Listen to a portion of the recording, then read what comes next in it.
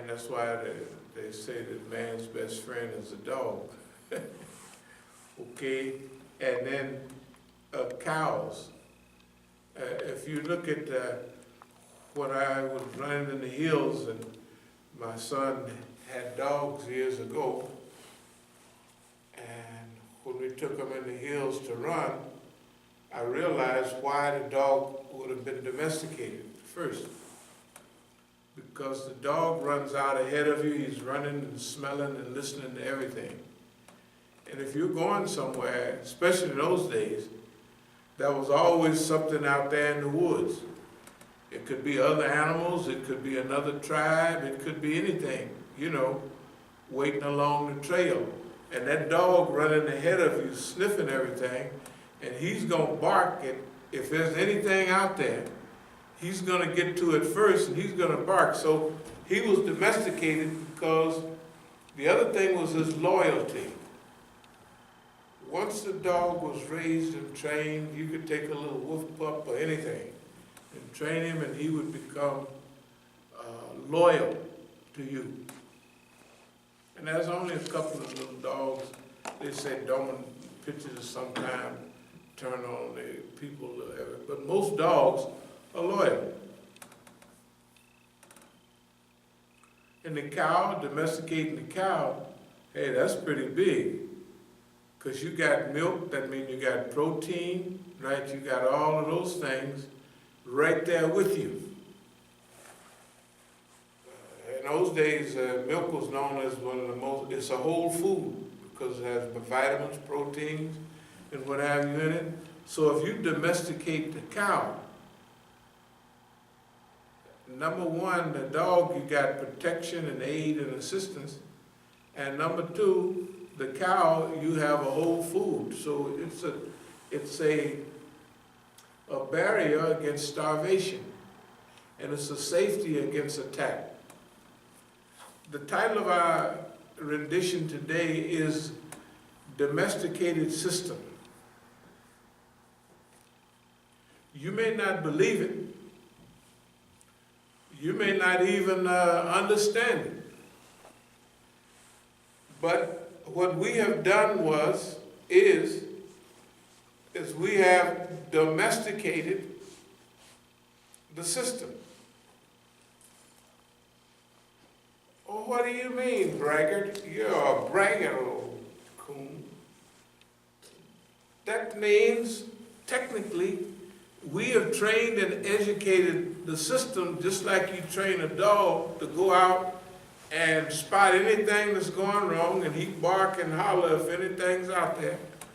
And the domestication of a cow, the cattle, means that you now have food. You have a whole food, milk. Good God Almighty. All the time. So you can feed all other little pup animals that you got around there on the cow's milk, and you can feed your baby if you're too lazy to, you know what I mean, feed them. The mother's milk is the best, but cow's milk will keep them going. What does that mean with the system? That means that we have domesticated the system to safeguard our interests, to act in the interest of As-Sabiqun liberation movement, to help and aid in our struggle. That's what domestication of the system means. We're going to give a few points now. These last couple of weeks, it's been this wire been jumping, because finally we started explaining from years back the Safavid dynasty, the Mughal dynasty, Uthmaniyya. It won't be no Arab Spring. Those are all of those are different subjects, and all of them were heavy, incomprehensible subjects at the time. When the revolution first began, people were talking about Mark America, death to America. They couldn't perceive right now in 2018 that the American system is just going in circles. They just started the war in 1980, September, probably September 20th or technically 22nd. Iraq invades Iran.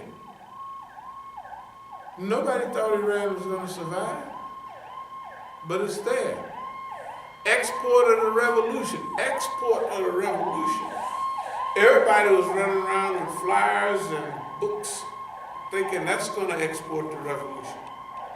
Is the revolution exported? You bet it is. It's exported all over the world, and they talk about what they're going to do to Iran, and Iran is going down the rat hole. They the ones going down the rat hole. It ain't even a chance. I mean, if it's in Allah's will, everything is possible. But in human terms, all the talk they're talking. Now us, as a movement, the system has been what the people would think is really working on us. That's a period. First, they are oppressive. Then we study for 10, 15 years, and so then we become competitors. We can compete with them then. And we could compete with them because we have studied systems, how to do this and how to do that. Right? And we've trained ourselves. Pretty soon, we're the predator. We forecast. Now, these forecasts, as we said, either they're listening to us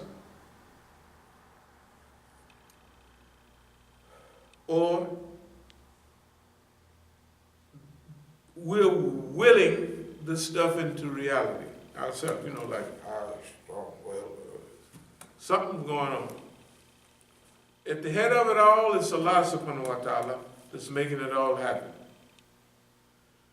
But then there's the human and environmental circumstances that Allah tries us with good and Allah tries us with challenge. And as time goes on, you can learn what you're going to have to deal with, and you can train yourself to like the things that are good for you. Although, it's like spinach. When you're a kid, who wants to eat spinach? Of course, spinach is good for you. But don't nobody want to eat it. In fact, most kids don't want to eat vegetables. When you get old, you love that. The first thing you want is all the nice veggies, right? But not when you're a kid. It's because you get trained. I got friends, man. You ought to hear these old ladies talk. Ooh, look at that dress that child is wearing. And look at, I say, you was the jazziest girl in East Oakland. Many dresses, you the one brought them out here. What are you talking about? Funny colored hair, you the first Negro to wear all that stuff. But that's where old folks is, right? Child, you ought to see the way she was acting. And I said, I was talking on the phone yesterday or the other day, and I was telling them about our policy of, it's not only forgiveness, because we're going to allow to forgive us, but I was talking about some of the things that my homeboys did, that they thought was going to be hurtful. And I was telling them, well, and this is a family member, so they can remember all this. I said, now you remember, we ain't never been out of money, we ain't never been broke or nothing like that. And people used to say, even in my family, you brought them niggas pro-am, you brought them this, and you brought them that. Well, I did a research, and I said, out of all the money they getting, they ain't saving nothing, and they won't buy no bro-ham, and they steal it. So I was telling the people who know, I said, if I had a big package and I want to put a 3 on it, and I said, now you remember we had the best product and the best price. So it's the super best product with 3 on it. I said, but I would put 1 more on it. is still the best and the best price. That one is the nigger overhead. They're gonna steal so much. And so I was telling them about people that used to steal, and about one of my friends from a long time ago. She had told him, I was there from day one. I know them. And so he asked me, was so-and-so? I said, yes, this was years ago. I said, yeah. I said, she died with a bad reputation, but with me. I said, this is the nicest girl. I said, I knew her since she was 14. We was about 16 or 17, and she was 14. And she used to drag along with us. I said, by the time I came home, we was all grown, and her boyfriend started with us. I said, now don't you remember? I said, so I knew what I was doing. I said, do you notice we never killed nobody? Nobody ever come up to you. You a family member. What do everybody say? Man, your dad is the best nigga in the world. He did that. I said, how can a dope dealer have a reputation that good? Yeah. How can a dope dealer have a reputation that good, right? I said, cause I didn't hurt nobody, and if the niggas was gonna steal, I just put I want 3 out of this. That's what I want. I put 1 more on it, cause that's how much they're gonna steal. You put together the amount they're gonna steal. I gotta buy them cars and all of that, right? Okay. And I was telling a guy, I said, look,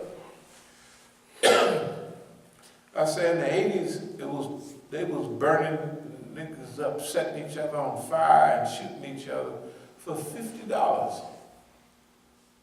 I said, somebody came to me, man, let me just do this something. I said, I give him $50. Here's a $50 bag. If he bring it back, then I give him a $100 bag. He bring that $100 bag back, I give him a $200 bag.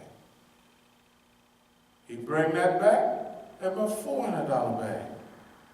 He bring that back, I give him an $800 bag.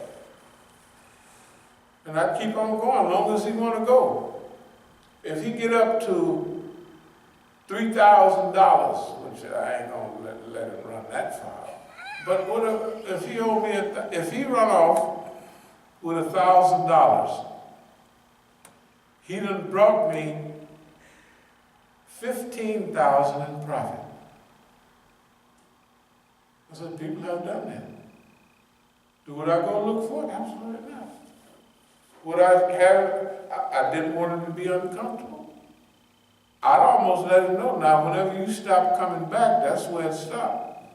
And 2 weeks later, he's still hustling. Oh man, I lost that thing. The buzzard came by. I said, that's great. I said, so what would you like? Man, I just need $1,000. I said, that's fine. You just pay $8,000. And I let him know, don't never feel uncomfortable about me coming looking for you.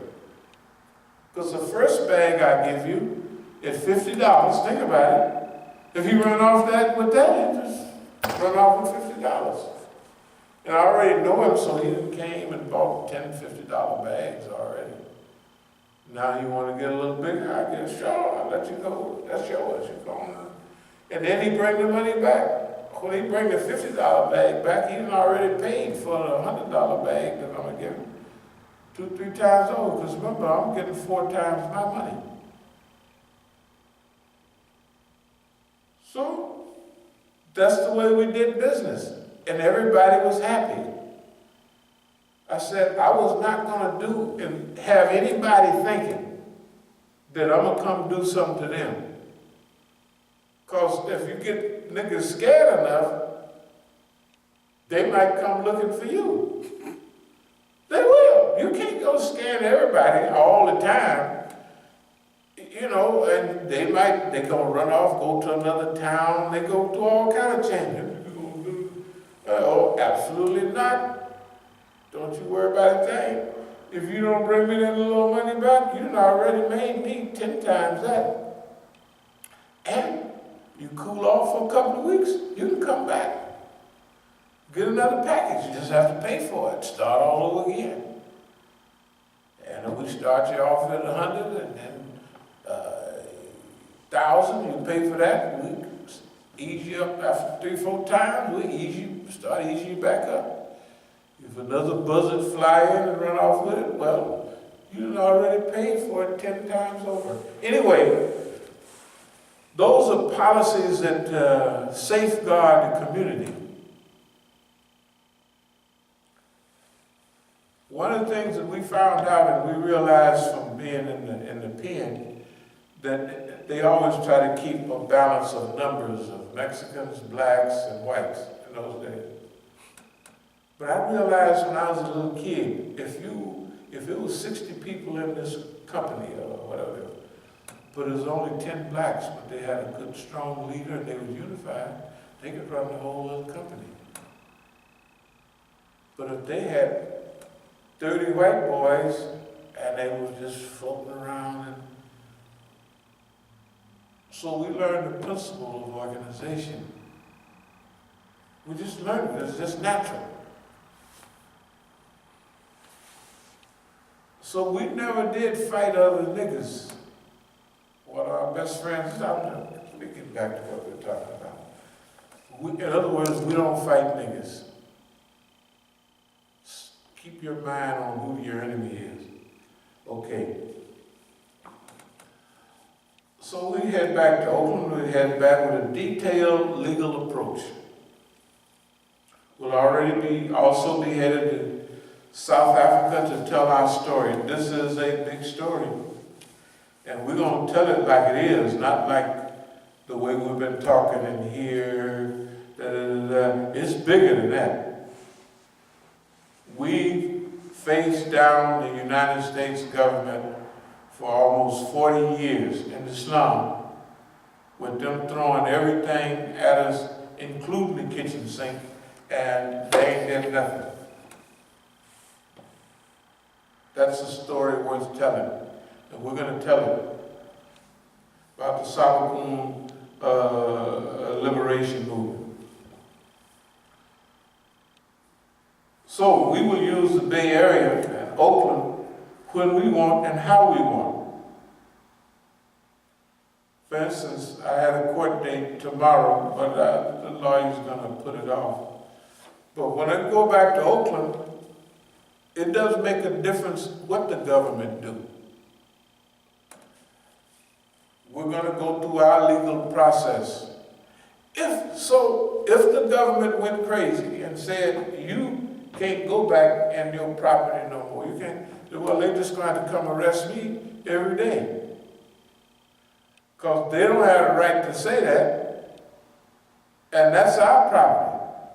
Not that we just have to have our property, but this is a great opportunity to show, look, this is what these people have been doing. And this is how we've responded. We're the first Negro heroes of the 21st century. There's no Negro heroes 21st century. Go back 18 years. Ooh, what? Ain't none. Why ain't none? Because they controlling everything, they're running everything, and the whole thing is Donald Trump saying it's a rigged system. All of our speakers of government, when we talked about what Malcolm talked, hand-picked Negroes. So there are no heroes. The national Negro is just a big blabbermouth, right? Yeah, you get out of line and then, or else, you straighten up or else. So white man said, else what? Well, we're going to pray on your behind. That's what we're going to do. We're going to pray to Master Farad Muhammad. You know what I mean? Up there in heaven and the Lamb, they up in the space and the mothership there. And it might be a big help. Anyway, so we have won the battle. But this is a story worth telling. This is a story that's needed for this period. All people need, they need heroes, they need models, they need examples. They need something they can see to show that you can really do it. We've had nobody like that for decades because they killed them all and put the rest in jail and then diverted the rest. They've never diverted us from nothing. No matter what they have done in relationship to our community, they have never diverted us from our mission. We have never lost focus. They have never pushed us toward, we'll straighten them niggas out. We'll fix them niggas. Never. Is it because we're scared of them? Absolutely not. Because the main thing we will be teaching during this period is focus.